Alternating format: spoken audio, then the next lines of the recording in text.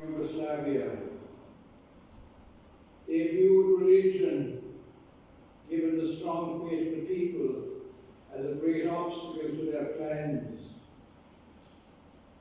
Many families here in Medjugorje suffered under this regime.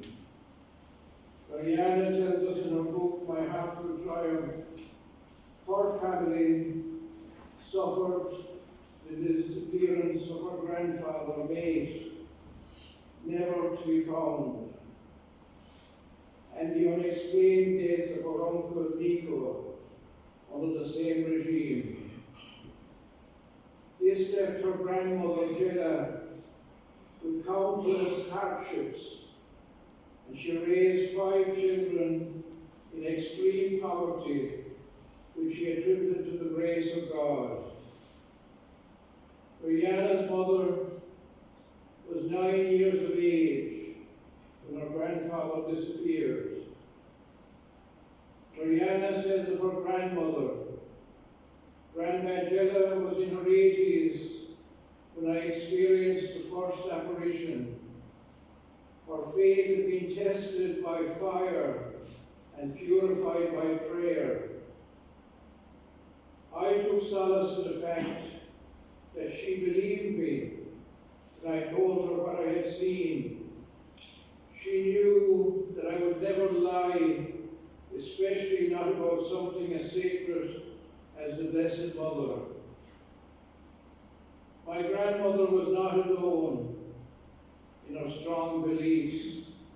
The great majority of the people here in Medjugorje lived in the fear of God and the love of God, lived for God. Even before the apparitions began, most families recited the rosary every evening, with the oldest person leading the prayer. On February 7th, 1945, a group of communist soldiers arrived at the now famous town of Medjugorje with vicious plans. They would destroy the faith at its source. For communism to flourish, they had to silence the priests. It is reported that the soldiers rounded up the Franciscans, and then the commanding officer began shouting at the friars, "There is no God, there is no Pope, there is no church." Glaring into their eyes as he moved down the line, he said, "And there is no priest. All of you must now go out into the world and work like every other man.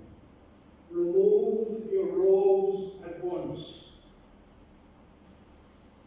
Refusing to comply, the Franciscans did not budge. One of the soldiers allegedly ripped the crucifix off the monastery wall and threw it at the Franciscans' feet.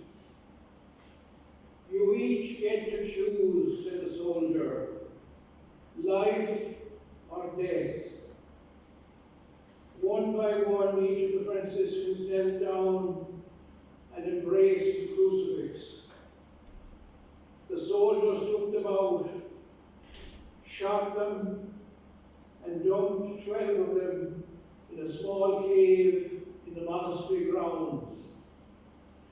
Their bodies lay in the cave for many years, but today they are entombed inside the church.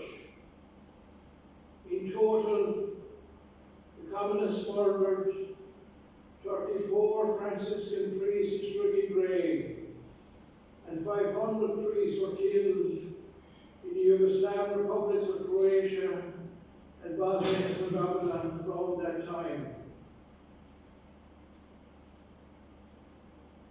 In today's Gospel, we have the account of the murder of John the Baptist at the hands of the cynical king Herod and his unlawful and vengeful wife Herodias.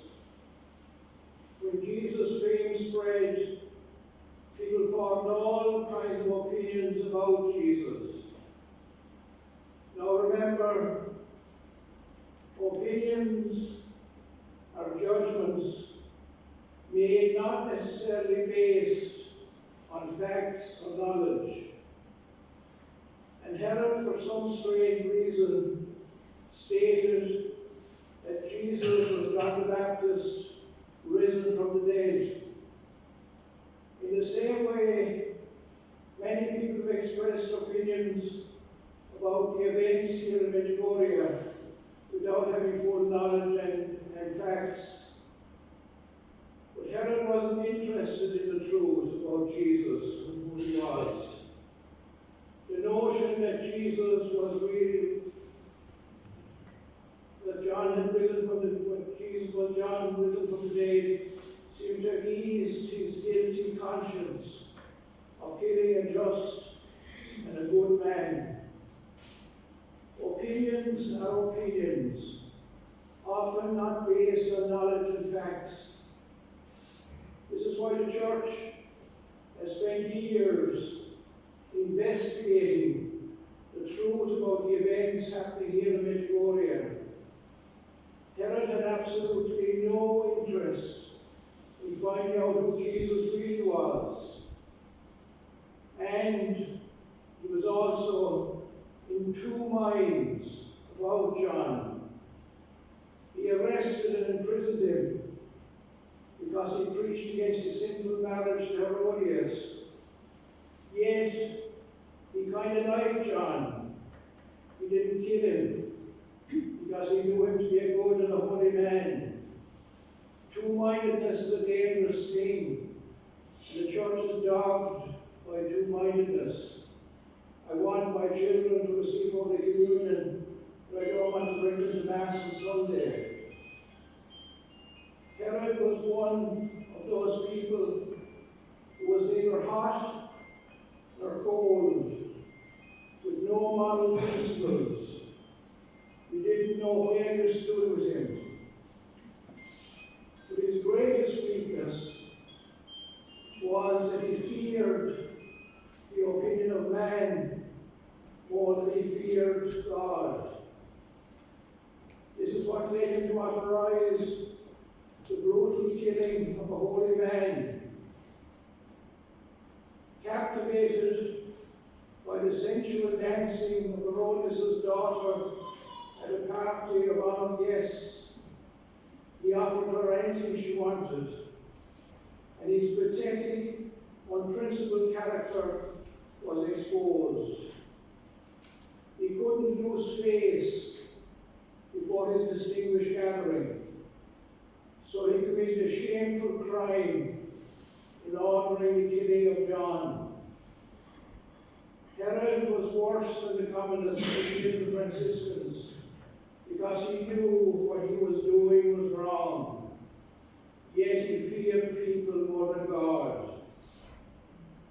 So, my dear friends, we pray that we may always hold in priority fear of God, especially in moments of conflict, before the fear of displeasing man.